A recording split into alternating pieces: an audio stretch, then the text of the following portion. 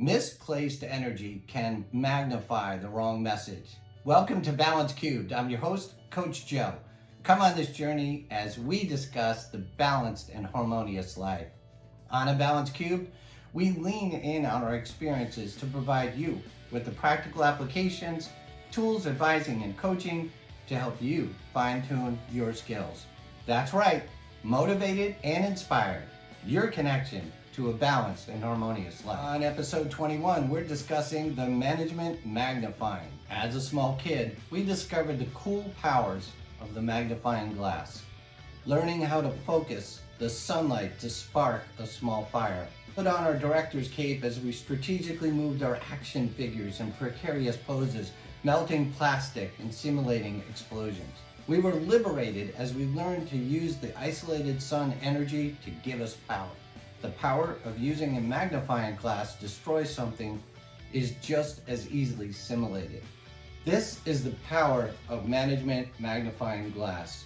When in the right hands, this tool is an invaluable tool to bring things into view that were otherwise invisible. In the hands of a true leader, they will adjust the angle and degree to maximize potential. In the hands of the wrong, inexperienced, or untrained manager, they can be used for nefarious reasons as well. The untrained centered beam on the one thing that they're focused on in the moment. The lens concentrates all of its light in a small spot.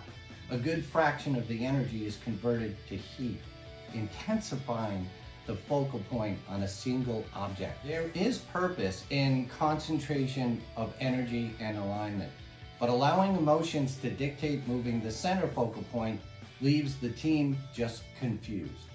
The balanced leader pivots, never losing focus on the main goal, leveraging the team's skill sets, knowing when and how to pull the proper levers, allowing the team to adjust its collective approach. The inexperienced manager will shine a beam directly on an individual, not understanding how the intense heat drains energy, killing ants with a magnifying glass. Do y'all get it? We missed our goals. All of you should be embarrassed by these results. The manager stood stoically on the pulpit as if expecting a response from the statement. The preaching became more incessant as time dragged out. The squawking became more prominent as the meeting transitioned from information gathering to finding fault and assigning blame. The subordinates sat speechless while the drubbing began. The manager took pause, searching for the next victim. As each individual struggled to avoid eye contact, others wiggled in their chairs uncomfortably. Why is your closing rate so low? What are you doing with all those leads the BDC dropped on you? Why are your customer survey scores so low? You need better time management. You need more discipline and stop leaving our future business out there to chance. The apathetic audience sat in silence as the tongue lashing continued to circle around the room. The energy drained. No rest for the weary, and no wiser, the unambitious group dispersed. Beaten, the despondent team had to search for a moment of inspiration in the otherwise dreary morning meeting. No one left ready to face the challenge of a new month. Collectively, the workers waved the meeting off as the price to pay to earn a paycheck. Individually, the stories they told their friends and family was one of working for a tyrant, breaking the silence. As a management team got up to leave, one of the developing leaders stopped the management team and posed a question. With a curious disposition, she asked, "What exactly did we identify that prepares us for success this month?"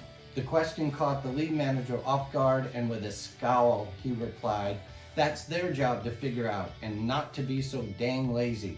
For a moment, she let that statement sink in. "What you're saying is they are the problem and the solution?" she muttered in disbelief. "They failed, you failed, and it better not happen again." And with that, the manager bolted out of the room, bumping and splitting the group. It's a magnified intention. While the results were accurate, the approach missed its target on so many different levels. There were financial shortfalls, and efforts were a bit underwhelming. The spreadsheet indicated the failures in formidable detail. The manager's anxiety was exasperated by the financial failures. The root cause of not understanding the failures forced applied pressure. With the pressure rising, the internal heat got hotter and hotter. The reaction? People lost focus of their why and focused solely on maximizing profits.